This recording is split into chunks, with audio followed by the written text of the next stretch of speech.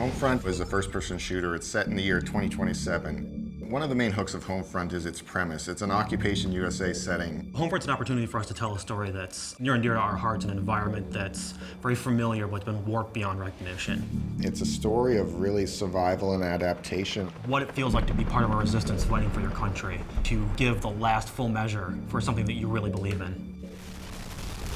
In a lot of other games, you blow into a place, a slum or something like that, and you kill 100 people, and at the end of the level, you jump into a helicopter and fly away. At the end of our levels, there's no helicopter. You have to stay and live with the things that you did. Bringing 2027 to life in kind of a suburban and rural setting all comes down to picking the things that everybody's extremely familiar with. The buckets are now water collectors. The children's toys are still there, but they might just be repurposed for something else. This is a survivalist nation now. Now it's about being a member of a resistance cell in occupied America and doing what it takes to liberate your country from this alien oppressor. The idea for Homefront actually came from a few different angles, really. One of them was Red Dawn. I watched that, and that was very inspirational. John Milius is like a great American film creator. Apocalypse Now, Red Dawn, and Conan. He's just the type of guy that has this natural creative ability. He just knows when something's good. And he really brings 30 years of storytelling experience to us.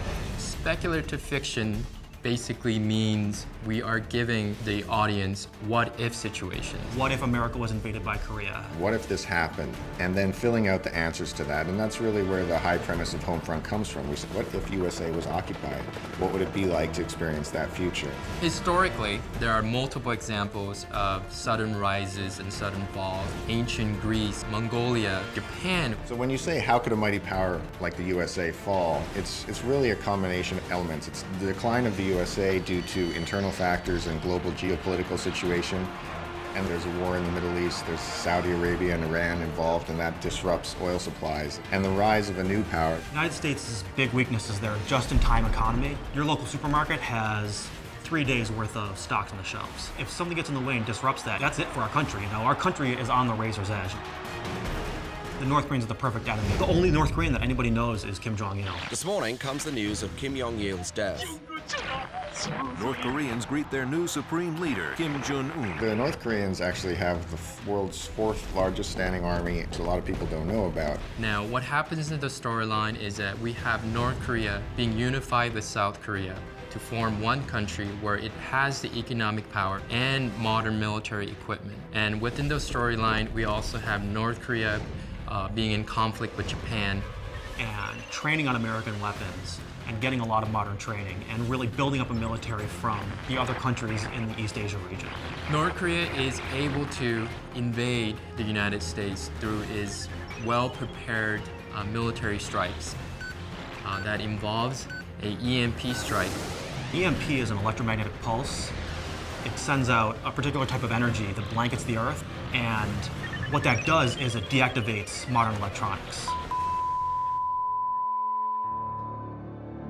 You see things that aren't supposed to be happening. This little town main street, and it's got mom and pa shops and bakeries and banks, but there's soldiers and there's barbed wire. And that's kind of the genesis of where this phrase, the familiar has become alien, has come from. We want to show America, but twisted. War in the back suburbs, war in the elementary school playgrounds, baseball fields, high schools. Golden Gate Bridge becomes a battlefield. That's pretty darn alien if you ask me. It takes seeing an enemy hurting innocent people in front of you to make you understand why you're doing the things that you're doing.